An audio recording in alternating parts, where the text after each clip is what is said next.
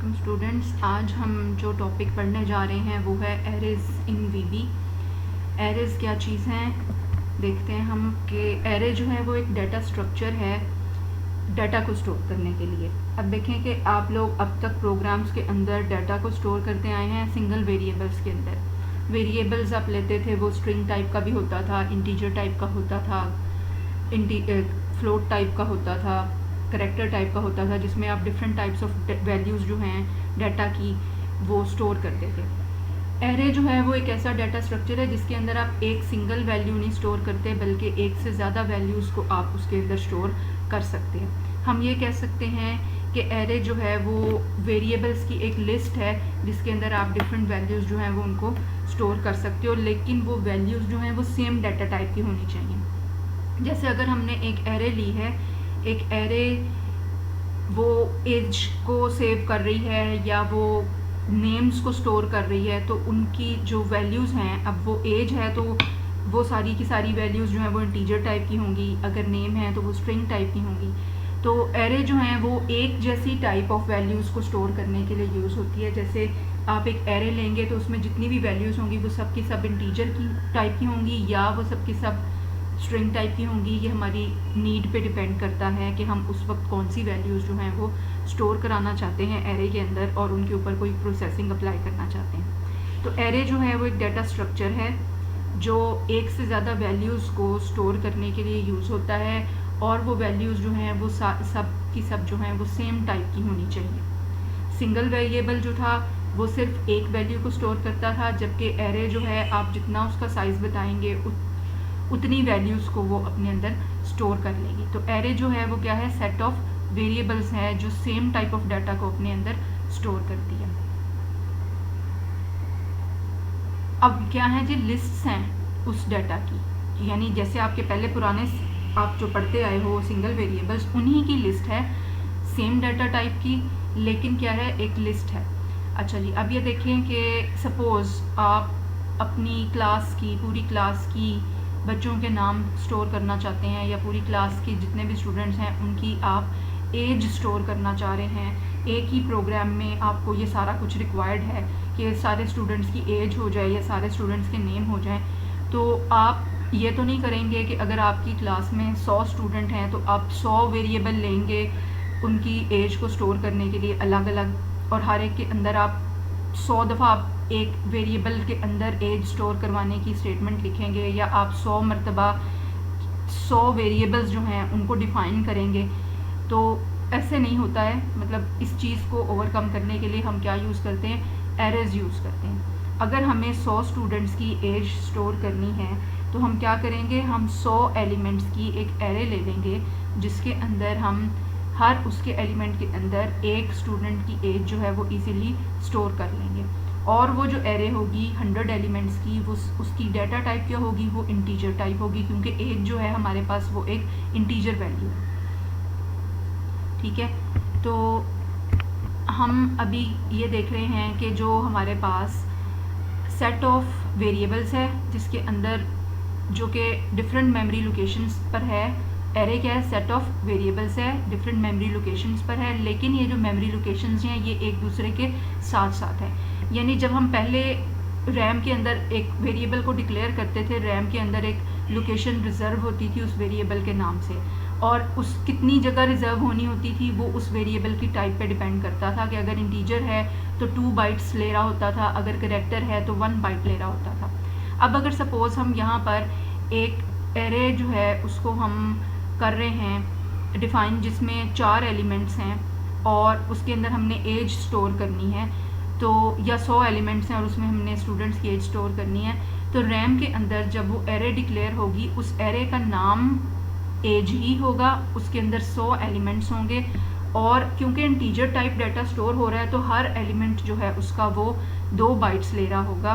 First जो element है वो 2 बाइट्स लेगा, फिर उससे अगली 2 बाइट्स उससे अगले एलिमेंट के लिए स्टोर हो जाएंगी, फिर अगली 2 बाइट्स जो हैं वो उससे नेक्स्ट एलिमेंट के लिए। तो इस तरीके से रैम के अंदर वो साथ साथ एक दूसरे के साथ साथ ये जो लोकेशंस होंगी एरे के एलिमेंट्स की वो साथ साथ होंगी। ये नहीं होगा कि स्कैटर्ड हों रैम के अंदर, बल्कि एक साथ ही होंगी। तो जैसे भी यहाँ पे आप देख रहे हैं, ये मैंने एक एरे एरे बनाई है जिसके अंदर आपको 4 एलिमेंट्स नज़र आ रहे हैं और उसके अंदर वैल्यूज़ कुछ स्टोर हुई हुई हैं। ये एजेस हैं जो स्टोर हुई हुई हैं, जैसे कि आपको नज़र आ रहा है 18 है, 20 है, 22 है, 19 है। ये एरे जो है इसके अंदर 4 स्टूडेंट्स की एज को स्टोर कर रही है। इसी तरह ये जो दूसरी एरे आपको नज़र आ रही है इसके अंदर मैंने स्टूडेंट्स के 4 स्टूडेंट्स के नेम जो हैं वो स्टोर किए हैं। तो हम किसी भी तरह का डाटा टाइप हो उसको उस टाइप की एरे जो है वो हम ले सकते हैं और इन दोनों एग्जांपल्स में मैंने 4 एलिमेंट्स की एरे जो है वो इस्तेमाल की हैं। अब आगे हमारे पास आ रहे हैं एडवांटेजेस और यूजेस ऑफ एरे कि हमारे पास जो एरे है वो क्यों यूज़ कर रहे हैं या उसके हमें फ़ायदे क्या हैं। तो एक तो फ़ायदा हमें पता चल गया कि हम इसके अंदर लार्ज नंबर ऑफ़ वैल्यूज़ को स्टोर करते हैं एक सिंगल नेम के साथ, यानी उस पूरी एरे का नेम एक ही होगा लेकिन उसके अंदर वैल्यूज़ जो हैं वो लार्ज ज़्यादा स्टोर हो रही होंगी। जैसे मैंने कहा कि 100 वैल्यूज़ आप स्टोर कर सकते हैं, 4 करके मैंने आपको दिखाई हैं। इसी तरह एरेज़ जो हैं वो उन जितनी भी वैल्यूज़ हमने स्टोर की हैं, चाहे वो 100 थी या हमने 1000 की एक एरे बनाई, तो उनको प्रोसेस करना जो है वो इजी हो रहा है, हम उनको इजीली प्रोसेस कर सकते हैं सिंगल नेम के साथ। इसी तरह जो वैल्यू स्टोर होंगी एरे के अंदर उनको हम तरतीब लगा सकते हैं, उनकी सॉर्टिंग कर सकते हैं या उनके अंदर से किसी एक स्पेसिफिक वैल्यू को हम फाइंड कर सकते हैं। अगर हमने सर्च करना हो तो सर्च, वो भी ये सारा कुछ हमने आगे जाकर नेक्स्ट जो लेक्चर्स हैं उनके अंदर पढ़ना है कि हम सॉर्ट कैसे करेंगे या किसी वैल्यू को सर्च कैसे करेंगे या वैल्यूज़ एंटर कैसे करेंगे या वैल्यूज़ को दोबारा से रिट्रीव करना हो या प्रिंट करना हो तो वो कैसे करेंगे। अब हमने आज देखना है कि डिफ़ाइन कैसे करना है एरे को, कि when we define an array तो हम क्या कर रहे हैं, हम एक वेरिएबल क्रिएट कर रहे हैं जिसकी एक या एक से ज़्यादा डायमेंशंस हो सकती हैं। ये मैं बता दूं कि एरेज़ जो हैं वो 1 डायमेंशनल भी होती हैं, 2 डायमेंशनल भी होती हैं, ज़्यादा डायमेंशन की एरेज़ भी हो सकती हैं। तो हमारी जो स्टडी है वो 1 डायमेंशनल एरेज़ के ऊपर कंसिस्ट कर रही है।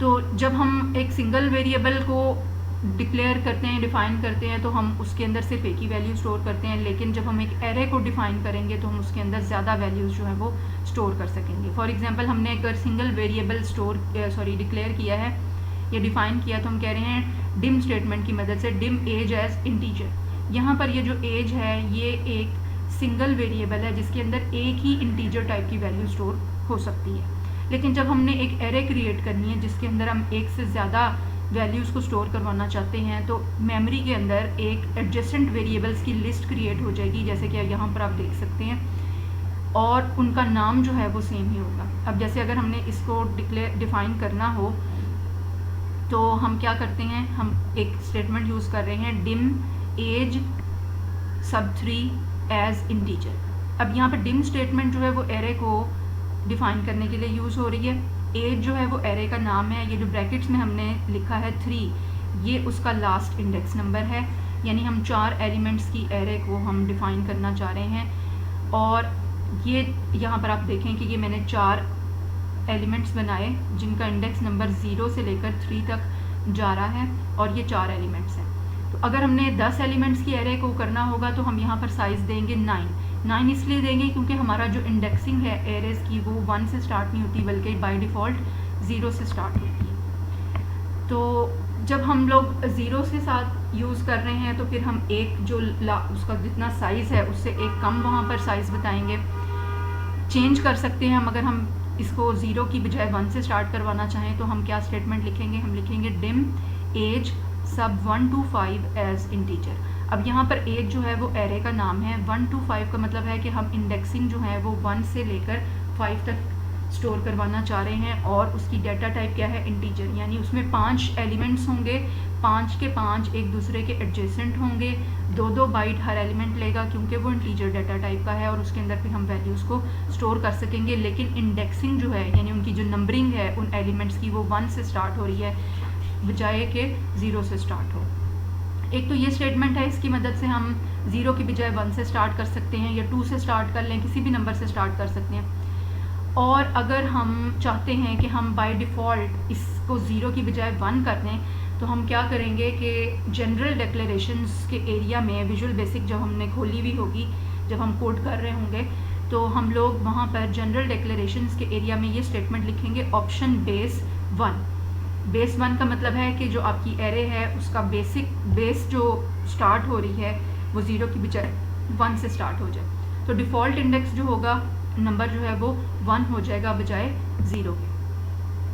अच्छा, अब ये देखें कि हमने जो एरे के इंडिविजुअल एलिमेंट्स हैं उनको एक्सेस कैसे करना है। यानी यहाँ पर अगर जो मेरे पास 4 एलिमेंट्स हैं, अगर इनमें कोई भी वैल्यूज़ नहीं थी तो ये खाली थी। यहाँ पर आपको कुछ वैल्यूज़ नज़र आ रही हैं, जैसे मैंने डाली हुई है 18, 20, 22, 19। ये जो एग्जांपल मैंने आपको एज ऑफ स्टूडेंट्स की दी थी कि हम उनकी स्टूडेंट्स की एज अगर स्टोर करवाना चाह रहे हैं तो इसमें कैसे स्टोर करवाएंगे। हम कहेंगे एज सब 0 इज़ इक्वल्स टू 18। एज सब 0 इक्वल टू 18 का मतलब है कि ये जो आपका 0th एलिमेंट है, जो उसका फर्स्ट एलिमेंट है कह लें, जिसकी इंडेक्स नंबर 0 है, वहाँ पर वैल्यू कितनी स्टोर हो जाए 18। यानी वो जो जगह हमने रिज़र्व करवाई थी एरे की, उसमें जो पहला एलिमेंट था जो 2 बाइट्स ले रहा था, उसमें वैल्यू क्या स्टोर हो जाएगी 18।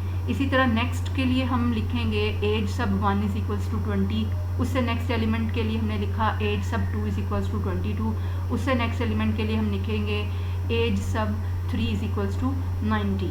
तो यहाँ पर ये जो 0 है ये हमारा इंडेक्स नंबर है पहले एलिमेंट का, यानी 18 वैल्यू जो है वो पहले एलिमेंट में स्टोर हो रही, जिसका इंडेक्स नंबर जो है वो 0 है। तो जो नेक्स्ट हमारा लेक्चर होगा उसके अंदर इस तरह से भी आपको बताऊंगी और लूप्स की मदद से भी बताऊंगी कि हमने एक एरे के अंदर डाटा एंटर कैसे करना है, और एंटर किया हुआ डाटा हमने दोबारा से अगर प्रिंट करवाना हो तो उसको हम कैसे रिट्रीव करवाएंगे या प्रिंट करवाएंगे। तो आज का लेक्चर आपका इतना ही था। नेक्स्ट लेक्चर में हम एरेज़ के अंदर डाटा एंट्री और उसकी रिट्रीवल जो है वो देखेंगे।